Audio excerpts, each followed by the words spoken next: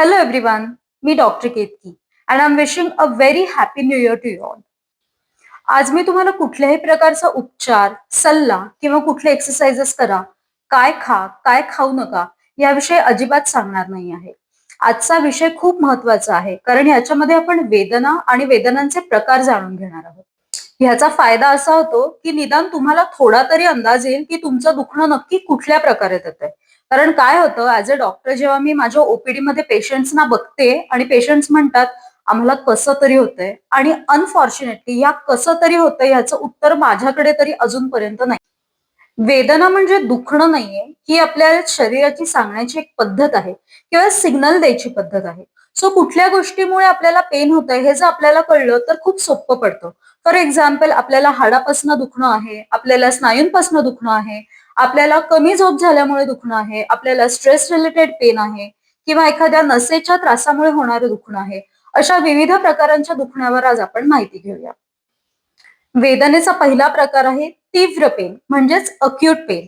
हे साधारण 1.5 ते 2 मिनिटापर्यंत राहतं. अक्यूट पेन म्हणजेच तीव्र वेदना या अचानकपणाने सुरू होतात. त्या वेदना अतिशय तीव्र असतात. काही स्पेसिफिक हालचालींमध्येच त्या वेदना जाणवतात. यानंतरचा प्रकार आहे क्रॉनिक पेन म्हणजेच जुनी वेदना. याचा कालावधी साधारणतः 3 ते 3.5 महिन्यापर्यंत चालणारं दुखणं असं आपण म्हणू शकतो. क्रॉनिक पेन मध्ये बेसिकली होतं काय की लोकांना रोज थोडं थोडं प्रमाणात दुखत राहतं. याचं नक्की कारण कळत नाही. काही पेशंट्सना सकाळी जास्त जाणवतं, काही पेशंट्सना संध्याकाळी जाणवतं. यानंतरचं दुखणं आहे ते म्हणजेच नर्व्ह पेन, ज्याला आम्ही म्हणतो नसांचं दुखणं. हे दुखणं कधीही एका जागी नसतं. अशामध्ये पेशंट्सना जळजळ होणे, करंट आल्यासारखं जाणवणे, मुंग्या येणे, बधीरपणा येणे, जडपणा येणे अशा विविध गोष्टी दिसू शकतात. यानंतरचं दुखणं आहे मस्क्युलर पेन म्हणजेच स्नायूंचं दुखणं. हे दुखणं चुकीच्या पद्धतीने बसल्यामुळे किंवा स्नायू त्याच्या कपॅसिटीपेक्षा जास्त वापरला गेल्यामुळे येणारं दुखणं आहे.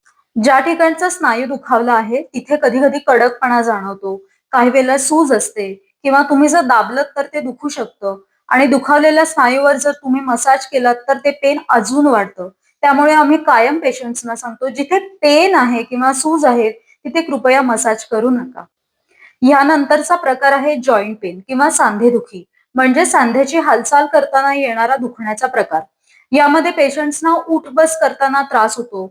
फॉर एक्झाम्पल गुडघे दुखतात किंवा जर सकाळी तुम्ही उठलात तर तुम्हाला मॉर्निंग स्टिफनेस म्हणजेच तुमचे सांधे जे असतात ते कडक जाणवतात. हालचाल करता येत नाही. जसजसा तुमचा दिवस पुढे सरतो तसं तुम्हाला हालचाल करणं जास्त सोपं जातं.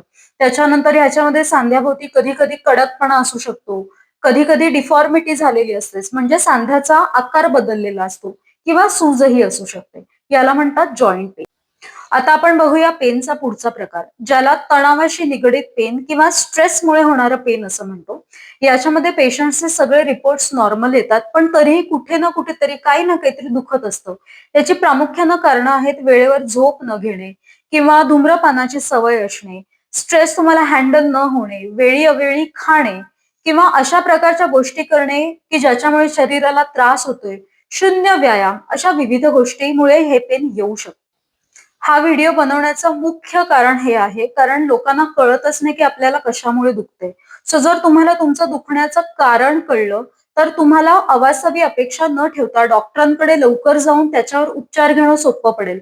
कारण होतं काय, आपल्याला दुखणं झालं तर आजकालचा सोपा उपाय आहे युट्यूब करा, चॅट जीपीटी करा, लोकांचं ऐका किंवा कोणाचं तरी काहीतरी सांगताय असे सगळे घरगुती उपाय करून लोक जेव्हा आमच्याकडे येतात त्यावेळेला खूप वेळ गेलेली असते, दुखण्याची तीव्रता वाढलेली असते आणि पेशंट्सना वाटतं की आम्ही 1 दिवसात 2 दिवसात किंवा पेन किलर घेतल्यावर कसं अर्ध्या तासात बरं वाटतं तसं व्हायला पाहिजे.